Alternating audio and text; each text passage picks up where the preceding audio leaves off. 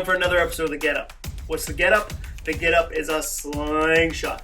It's a chance to pull back your day and launch you into a brand new adventure with encouragement, motivation, and practical actions you can apply to the goals you care about the most.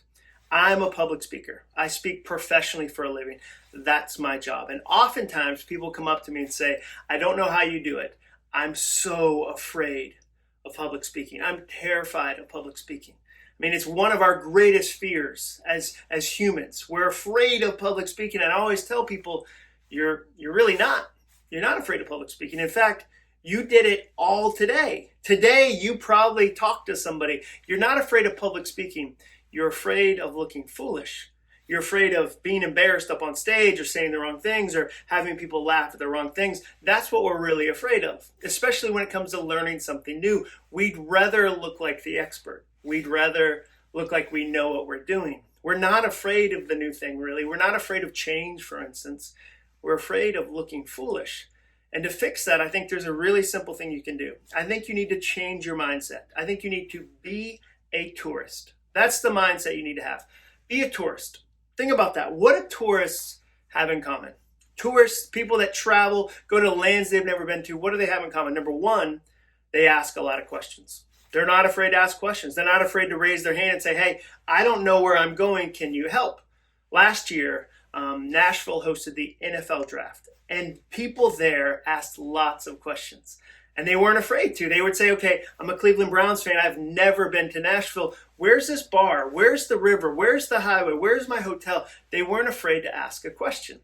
Tourists aren't afraid to ask questions. The second thing that tourists have in common is they don't pretend to be experts. If you pretend to be an expert, you don't get to learn. If you pretend you know everything already, you never get to learn.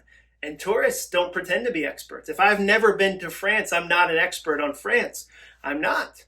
I was reminded of this one night in a conversation I had with my friend Andy Gullahorn. Andy Gullahorn is an amazing musician. You should look up his video about writing a country song. It's hilarious.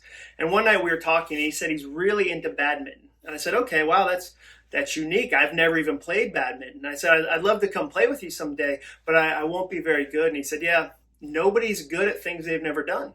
And that was such a freeing statement for me. And he's right. I told you that in a video I did about homeschooling.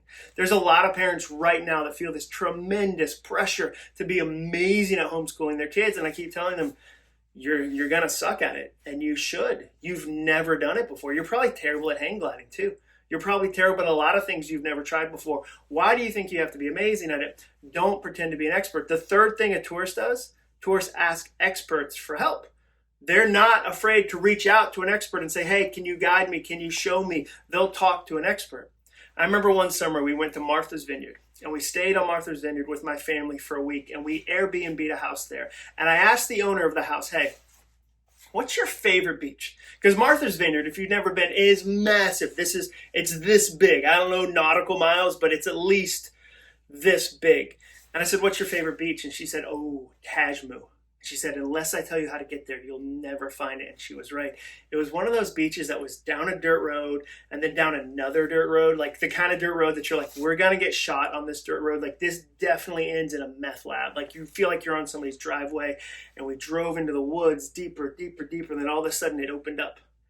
And there were just 3 parking spots. And there was this little bay, this shallow 2-foot deep bay where you could dig clams and bring them home. And it was amazing. We never would have found it unless we asked her that question.